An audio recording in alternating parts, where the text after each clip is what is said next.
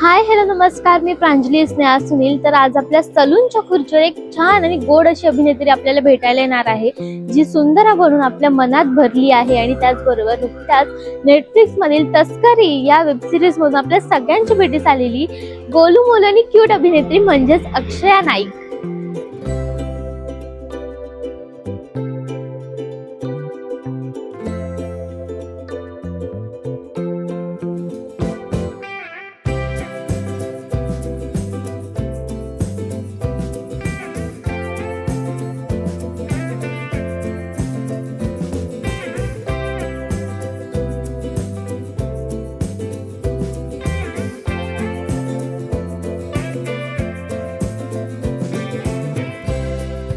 मी परत तुझ्या ना कामाकडे येते. सध्या तुझं तस्करी जे काही व्हायरल होतंय आणि ओपनिंग सीन तुझाच आहे, तुझ्यासाठी किती ते मोठं सरप्राईज होतं. मी गंमत एकतर अशी झाली, मी ज्या दिवशी रिलीज होतं 14 तारखेला, त्या म्हणजे 13च्या रात्री मी ट्रेनने जात होते गोकर्णला आणि मी ट्रेनमध्ये होते आणि माझी सहज जाग आली कारण उतरायचं होतं. मी उठले, बघते 5 वाजता मी फोन बघितलाय आणि कोणी एक ओळखीचे होते, त्यांचा मला मेसेज आला की एन्जॉईंग युअर सीन इन तस्करी. म्हटलं हे रिलीज झालं, मला पत्ताच नव्हता कारण मी ट्रेनमध्ये, मला काहीच आयडिया नाही की आलं. ते रात्री 12 वाजता रिलीज झालं. मी असे म्हणजे झोपेच्या डोळ्यात मी असे म्हणजे अर्ध झोपेच्या अवस्थेत मी साधारण एक 5:30च्या दरम्यान मी ट्रेनमध्ये ओपन केलंय नेटफ्लिक्स आणि माझी झोपच उडाली. मला असं झालं, ओपनिंग शॉटलाच मी होते. तर आय न्यू की ऑफकोर्स पहिल्या एपिसोड मध्ये हे मला माहिती होतं, किंवा मला हेही माहिती होतं की माझ्या एंट्री वर त्यांची, इम्रान हाशमी यांची एंट्री, तर मला ते सगळं माहिती होतं बाकी sequence. But I did not expect की एडिट वरती ओपनिंग शॉट माझा असेल. आणि it was a very big, म्हणजे मी खूप खुश होते. मला खूप आनंद झाला होता.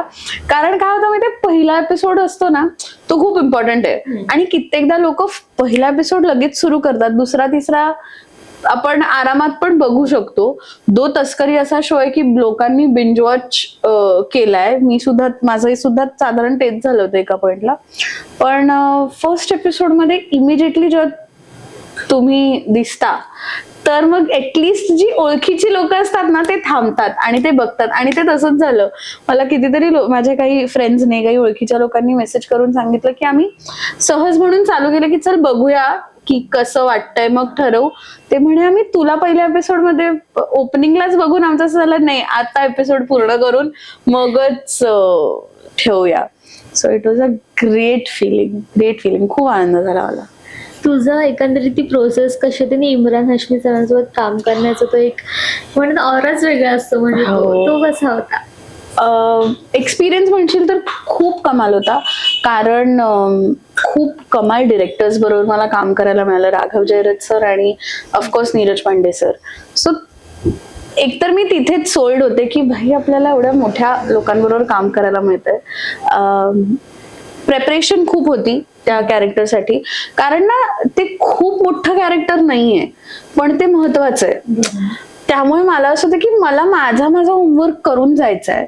आणि कित्येकदा ते पण दडपण असतं ना की यार मला माझा जर सीन इम्रान हाशमी बरोबर आहे, तर माझ्यासाठी नाही पण त्याच्यासाठी बघणारे, त्याच्यासाठी तो सीन बघणारी लोक खूप आहेत. सो असं नाही झालं पाहिजे की माझ्यामुळे त्यांचा सीन खराब होतोय, किंवा अल्टिमेटली मी पण तिथे जज होणारच आहे ना, माझंही काम लोकांपर्यंत पोहोचणार आहे. सो ते एक होतं की आपल्याला चांगलंच काम करायचं आहे. खूप काय म्हणतो, एकतर when I met him for the first time मला असं झालं की इतका म्हणजे छान माणूस आहे तो. खूप व्हेरी हंबल, जेवढ्याच तेवढं, उगाचचा टाइमपास नाही, माज नाही. ते आले, त्यांनी त्यांचं काम केलं, रिहर्सल केली. ते मला माझं असं होतं की बोलू नको थोडस झालं. आणि त्यांनी चलो तो लाईन्स करले, असं झालं येस प्लीज खरे मला म्हणजे त्यांनी पद्धतशीर रिहर्सल केली, आम्ही लाईन्स आणि तरी आमचा हार्डली आम्ही आय थिंक 3-4 दिवस आमची भेट झाली ती अशी, कारण ते चंक्स मध्ये शूट होतं. आय थिंक 3 दिवस हार्डली मी त्यांना भेटले होते त्या शूट साठी. बट ग्रेट एक्सपिरियन्स ओव्हरऑल आणि खूप एक्सायटेड होते मी. तू ना मेडिटेशन पण असं काहीतरी करतेस म्हणजे कानावर आले, ते एक्झॅक्टली काय आहे? सो तुला रेकी माहितीये? So reiki is a form of healing किंवा प्राणिक हिलिंग आहे. तसंच त्याच पद्धतीचं लामा फेरा नावाची एक हिलिंग प्रॅक्टिस आहे जी मी शिकले, ज्याच्याने मला ते करता येतं हिलिंग. सो मी ते शिकले आणि त्याच्यामुळे माझी काय म्हणतो स्पिरिच्युअल जर्नी तिथे सुद्धा थोडी वळली. इन द प्रोसेस बऱ्याच गोष्टी झाल्या. सो मी ते शिकले आणि म्हणून मी घेते थोडा वेळ, मी जर्नलिंग करते, मी वेळ मिळेल तेव्हा मेडिटेट करते. ऍक्च्युली माझा फोकस नेहमी हा असतो ना, आता म्हणजे आय वोंट से की आय हॅव अचीव्ड इट, कारण इतकं शेड्यूल आणि वरखाली असतं, बरेचदा मला नाही करता येत. पण माझा एक प्रामाणिक प्रयत्न असतो की हे मला माझ्या लाईफस्टाईलचा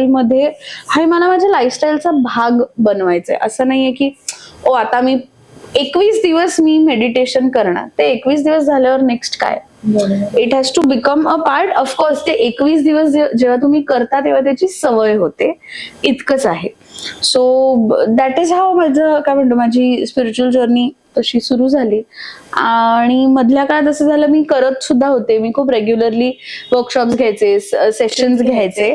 आणि एका पॉइंटला बिकॉज तेव्हा माझं सिरियल किंवा असं काही काम लोकांपर्यंत तेव्हा पोहोचलं नव्हतं, शूट सुरू होतं. सो लोकांना जेव्हा हे दिसायचं की मी हिलिंग्स घेते आणि ते चालू आहे, माझ्याकडे ऍक्च्युली काही जण हे विचारायला आले की अगं तू ऍक्टिंग सोडलीस का? तर म्हंटल बाबा आपल्याकडे, मग मी म्हंटल की मग आय रिअलाइज की मुळात मी ते का शिकले होते. मी खरं सांगते, I wanted to better my life. माझं असं आहे की मी हे जे शिकते, सगळ्यात पहिलं मला शिकायचंय, जर मला माझ्या घरच्यांसाठी आणि माझ्यासाठी मला ते वापरून मला माझी लाईफ बेटर करता येत असेल तर. म्हणून मी ते मुळात शिकले. आणि इन द प्रोसेस मला माझी टीचर म्हणाली की तू हे चांगलं करतेस, यू कॅन ऑलवेज ऑफर हिलिंग्स. एक काय म्हणतात, ती म्हणाली तुझ्यासाठी सुद्धा एक पॅसिव्ह इन्कम सुरू होतो. आणि ती म्हणाली तू चांगलं करतेस, you are good at it. तर मी म्हंटल की ओके बघूया. सो त्या प्रोसेसमध्ये असं झालं ना, एकतर खूप तुम्ही जर एक साईड हसल म्हणून काही करायला लागलात, मग त्यात खूप एनर्जी जाते. मग मलाही ते नंतर रिअलाइज झालं की माझं ऍक्टिंग कडून पण थोडं दुर्लक्ष होऊ लागलं.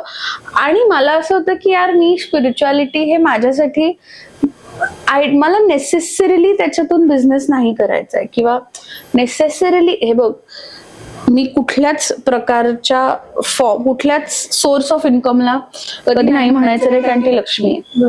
आणि जर मी काही करत असेल, एक एनर्जी एक्सचेंज गरजेचा असतो प्रत्येक गोष्टीसाठी.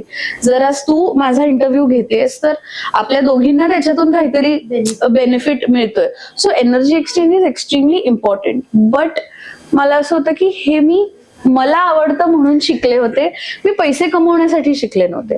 सो मग मी ते थोडं सोशल मीडियावर त्याच्याबद्दल टाकणं थोडं कमी केलं. माझं पेज आजही आहे, माझं काही मन झालं की मी करते शेअर, पण मी खूप नेक्स्ट लेवल नाही त्याच्यावर ते परज्यू करते.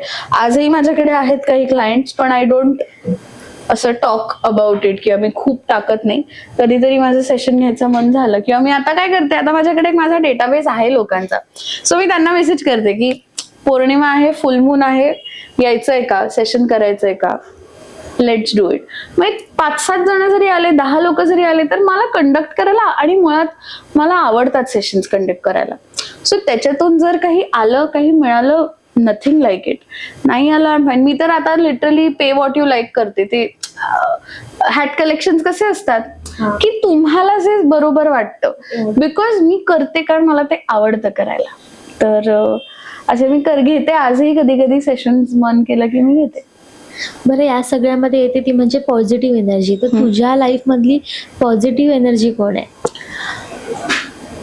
आय थिंक माझी बहीण आणि माझी नानी सुद्धा. माझी नानी आणि माझी बहीण दे आर काय म्हणतो असे रेज ऑफ सनशाईन म्हणतो ना आपण, सनशाईन एनर्जी आहे त्या दोघींची सुद्धा. सो आय थिंक मेजर माझ्यासाठी त्यांच्याकडून ह्युमन फॉर्म मध्ये त्यांच्याकडून मिळते. बरं, काही मी आता ना प्रश्न विचारते क्विक मध्ये, चालेल? हा, की पहिलंच आणि नुकतंच पाहिलेलं नाटक कोणतं आणि ते तुला आवडलंय? नाटक मी आता हल्ली कुठलं पाहिलं होतं, मी मॅडबेथच पाहिलं लास्ट. माझ्या सरांचंच नाटक आहे, सोलो शो आहे तो आणि क्लाउनिंगचा शो, आणि खूप वेगळ्या प्रकारची कॉमेडी आहे त्या नाटकामध्ये. सो आय थिंक मी मॅडबेथ आता लास्ट खूप रिसेंटलीच पाहिलंय. आवडलेला मूवी नुकताच आलेला? क्रांतिज्योती. त्या तो बघून असं आठवणी जाग्या झाल्या? आठवणी नाही, इनफॅक्ट बऱ्याच गोष्टी अशा आहेत ना त्या फिल्म मधल्या ज्या मला नाही आहेत रिलेटेबल, कारण मी कॉन्व्हेंट स्कूल मधली आहे, मी इंग्लिश मीडियम मध्ये मोठी झाले, त्यामुळे आय मीन मी शिकले इंग्लिश मीडियम मध्ये. सो बऱ्याच गोष्टी माझ्यासाठी रिलेटेबल नव्हत्या, पण माझे आई बाबा ते शाळेत असतानाचे अनेक किस्से आणि आम्हाला सांगायचे. सो मला ते बघून खूप रिलेट झालं. आणि मुळात ना आमच्याकडे एकतर सगळे फुल इमोशनल पब्लिक आहे, आई बाबा दीदी मी सगळे. आम्ही पिक्चर आणि बघताना पहिल्या सीन मध्ये जो ओपनिंग सीन आहे जिथे सचिन सर ती गोळ्यांची बरणी घेऊन जातात आणि ते शाळेत फक्त थांबतात, आणि जो ओव्हरऑल जे आहे ना सगळं, त्या सीनला सुद्धा आम्ही एक पॉइंट आला, आवाज यायला लागला, आम्ही आजूबाजूला बघितलं, बाबा मी माझी बहीण आणि आई चौघांच्या डोळ्यात पाणी होतं पहिल्याच शॉटला. आणि अजून एक दुसरी गोष्ट अशी आहे ना की माझी नानी जी आहे ती मराठी आपल्या ज्या बीएमसीच्या शाळा असतात, म्युन्सिपालिटी शाळा, माझी नानी तिथे प्राध्यापिका होती. आणि आम्हाला ना इतकं ते कॅरेक्टर रिलेट झालं की ते जे त्यांच्या सरांबद्दल जे बोलत होते ना, आम्हाला आज सुद्धा माझ्या नानीचे अनेक स्टुडंट्स आहेत जे स्वतः म्हातारे आहेत, की जे स्वतः आता 80 वर्षांचे 65-70 वर्षांचे माझ्या नानीचे स्टुडंट्स आहेत, जे आजही नानीला फोन करतात किंवा कुठेही दिसले रस्त्यात तरी ते येणार, ते नमस्कार करणार. सो मला ते रिलेट होत होतं की माझ्यासाठी असं झालं की मी नानीबद्दल ते फक्त ऐकलं होतं आणि मी बघितलं सुद्धा आहे. आणि बिकॉज ती सुद्धा त्या मराठी शाळेतली शिक्षिका होती, मला ते खूप जास्ती रिलेट झालं. सो मला खूपच आवडली ती फिल्म. आणि ऑफकोर्स शेवटी सिद्धेश लोकरे दिसला माझा मित्र, आणि तो पण खूप कमाल काम करतो. तर त्याने जे 30 दिवसात 30 मराठी शाळांचं ट्रान्सफॉर्मेशन साठी करतोय सिरियसली. सो मी क्रेडिट शेवटपर्यंत मी असा फोन धरून बसले होते की मला एंड क्रेडिट्सच्या वेळी की मला सीडी दिसल्यावर मला व्हिडिओ काढायचा आहे म्हणून. बट कमाल फिल्म. लिपस्टिकच्या कोणत्या शेड्स तुला आवडतात? I think pink, brown. Nude नाही वापरत, माझ्यावर नाही चांगले दिसत, पण मला ब्राऊन आणि पिंक आवडतात. कधीतरी रेड लावायचं मन झालं तर. आतापर्यंत आलेली एकदम वर्स्ट कमेंट? वर्स्ट असं काय नाही ग, लोक मूर्ख असतात जे ट्रोल करतात, त्यामुळे मी माझी नाही एनर्जी वाया घालवत, माहितीये का, ह्या सगळ्या गोष्टींवर. असं काहीच नाही, असेल सुद्धा पण मला आता आठवत नाहीये. आय थिंक मला असं वाटतं की एक कमेंट जी बरीच जण, आता मी हल्लीच एक खूप बोल्ड फोटोशूट केलं होतं न्यूड फिल्मचं इन्स्पिरेशन घेऊन नवरात्रीत. सो त्यावर लोकांची अशी कमेंट होती, अगेन ते आता वर्स्ट नाही म्हणता येणार, पण तेव्हा मला कमेंट ही आली होती की हो आता हिला कामं मिळत नाही म्हणून उगाच अंग दाखवत फिरते किंवा अंग प्रदर्शन करते, बरं तरी दिसतंय का, असे हे अशा ह्याच्यात की लोकांचं म्हणणं असं होतं की अच्छा हिच्याकडे कामं नाहीयेत म्हणून ही आता हे असलं सगळं करते. मला असं होतं की तुम्ही वेडे आहात का. मला तेव्हा असं होतं की तू इयर एंड पर्यंत थांब तुला दिसेल, तुला आणि तेच झालं. मतलब माझं असं होतं की तुम्ही काय बोलताय, तुम्ही का बोलताय. सप्टेंबर मध्ये जेव्हा आम्ही हे फोटोशूट प्लॅन करत होतो ना, तेव्हा मी ग्रेटर कॉलेजच्या सेटवर होते. मला असं होतं की का तुम्ही लोक म्हणजे एकतर लोकांना बोलायला कारण लागत नाही आणि स्पेशली त्यांना मला पर्सनली असं वाटतं की ऍक्टर्स क्रिकेटर्स ह्यांना क्रिकेटर म्हणजे I will not speak for sports पण ऍक्टर्सना बोलायला लोकांना असं वाटतं की पब्लिक फिगर आणि पब्लिक प्रॉपर्टी यातला फरक लोक विसरून जातात आणि त्यांना उठसूट काही बोलतात आणि ही तीच लोक असतात जी त्यांच्या समोर तो ऍक्टर आल्यावर सर आम्ही तुमचे किती मोठे फॅन आहोत, मॅम आम्ही तुमचे किती मोठे फॅन आहोत हे करतात. सो त्यांना मला नाही फार इम्पॉर्टन्स द्यावं असं वाटत. हा म्हणजे त्यांचा टाइम वेस्ट होतोय. तर मला कधी काही नाही आवडलं ना तर मी सरळ डिलीट करते ते कॉमेंट. माझं असं असतं की ही निगेटिव्ह एनर्जी मला माझ्या पेजवर नकोय. आणि कित्येकदा मग आता मला तर एक माझी मैत्रीण आहे ती PR मध्ये आहे, ती मला म्हणाली सोशल मीडिया मॅनेजमेंट मध्ये आहे ती अशी होती की ऐक कॉमेंट डिलीट नको करूस, तुझं अल्गोरिदम वाढतंय ना, वाढू दे, एंगेजमेंट होते तुझ्या पोस्टवर, राहू दे, डिलीट नाही करायचं. म्हटलं काय लोकांचे म्हणजे प्रत्येक जणाचा वेगळाच एक काहीतरी प्रत्येक ह्याच्यावर असतो. But this is how it is. बरं, ह्या 4 प्रश्नांची उत्तरं तुला कोणाकडून ऐकायला आवडतील इंडस्ट्री मधल्या तुझ्या फ्रेंड्स कडून वगैरे? आय थिंक हेट कॉमेंट बद्दल मला शशांक केतकरचं मत जाणून घ्यायला खूप आवडेल कारण तो त्याची मतं मांडतो, फिअरलेसली मांडतो तो त्याची मतं जे काही असेल ते. सो आय थिंक त्याचं उत्तर मला शशांक केतकर कडून आवडेल. लिपस्टिक साठी सगळ्या ऍक्ट्रेसेसना विचारा, मला माझं असं काही स्पेसिफिक नाही. पण आय थिंक समृद्धी केळकर. समृद्धी खूप छान कॅरी करते स्वतःला समृद्धीकडून. आणि नाटक सिनेमा आता विषय झालाच होता तर आय थिंक मे बी मला सचिन सरांचं आवडेल, सचिन खेडेकर सरांचं जाणून घ्यायला आवडेल किंवा सुबोध दादा आहे ह्यांचं जाणून घ्यायला खूप आवडेल मला. बरं, आणि आता सध्या ट्रोलिंग मध्ये जो विषय चालला किंवा चर्चेत जो विषय आहे तो म्हणजेच बिग बॉस. बिग बॉस मध्ये तू कोणाला सपोर्ट करतेस? मी सध्या आयुषला ऑफकोर्स सपोर्ट करते कारण आयुष मित्र आहे माझा आणि आम्ही काम सुद्धा केलंय. त्याचबरोबरीने मी करण सोनवणेचं कॉन्टेंट फॉलो करते गेली अनेक वर्ष. सो मला करण सोनवणे पण मला पर्सनली आवडतो अँड ऑफकोर्स मला प्राजक्ता शुक्रे खूप आवडते आणि ती खूप अशी शांत डोक्याने उगाच तनतन नाही काही नाही ती तिची गाणी गाते.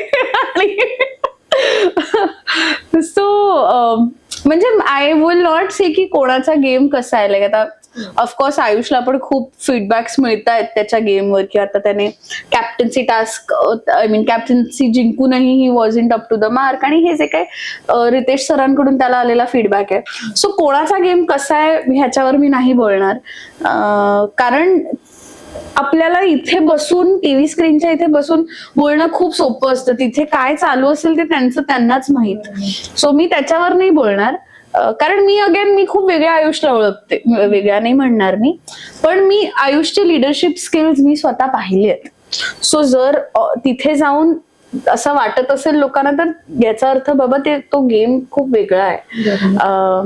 बट मी त्या कॅटेगरी मधल्या लोकांमध्ये आहे की जर मित्र म्हणाला की चला आपण उडी मारूया तर मी जाऊन उडी मारेन. की मित्र बोललाय ना किंवा मित्र म्हणाला की मी काहीतरी कांड करून आलोय तर सगळ्यात पहिलं मी मित्राला वाचवेन आणि मग मी ते कांड सावरायला जाईन. So I think that is the reason की जर मला कोणी आवडत असेल तर irrespective of the reason me support करणार त्यांना.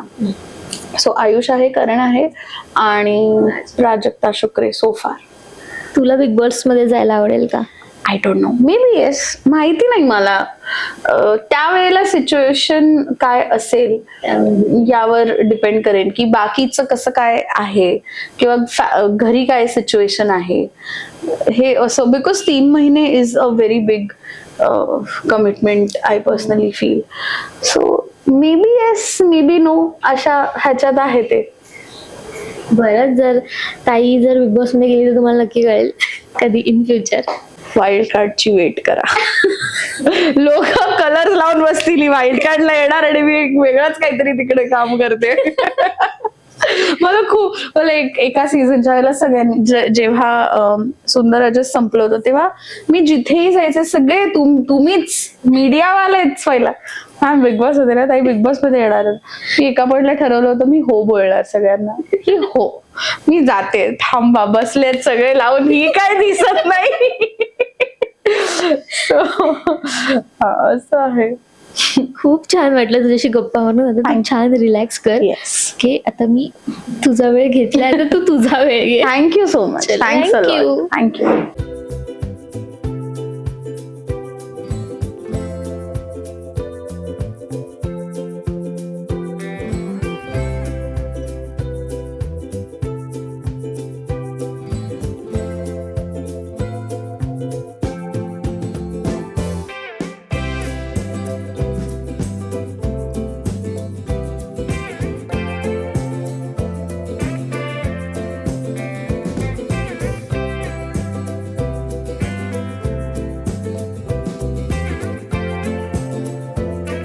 हाय नमस्कार, माझं नाव अक्षय अरविंद नाईक आणि आज मी मराठी फ्लॅश बरोबर एक खूप कमाल असा सेगमेंट शूट केला जो होता सॅलॉन सेगमेंट. प्रांजलीने माझा इंटरव्ह्यू घेतला. खूप इंटरव्ह्यू नाही म्हणणार मी, ॲक्च्युली खूप गप्पा मारल्या आम्ही इथे आणि मेकओव्हर बाय मयुरी या सॅलॉनला आम्ही आलो आणि खूप रिलॅक्स केलं. मस्त फूट मसाज घेतला, पेडिक्युअर केलं, छान माझे नेल्स करून घेतलेत मी. आणि आय थिंक ह्या छोट्या छोट्या गोष्टी ॲज अन आर्टिस्ट म्हणून खूप इम्पॉर्टंट असतात की आपण थोडा वेळ काढून स्वतःसाठी वेळ दिला पाहिजे. And I had a lot of fun. खूप गप्पा मारल्या. मला इथलं ओव्हरऑल ॲटमॉस्फिअर पण खूप छान वाटला आणि मस्त ॲम्बियन्स आहे. तुम्ही खरंच येऊन रिलॅक्स करू शकता. And please come and avail all the service.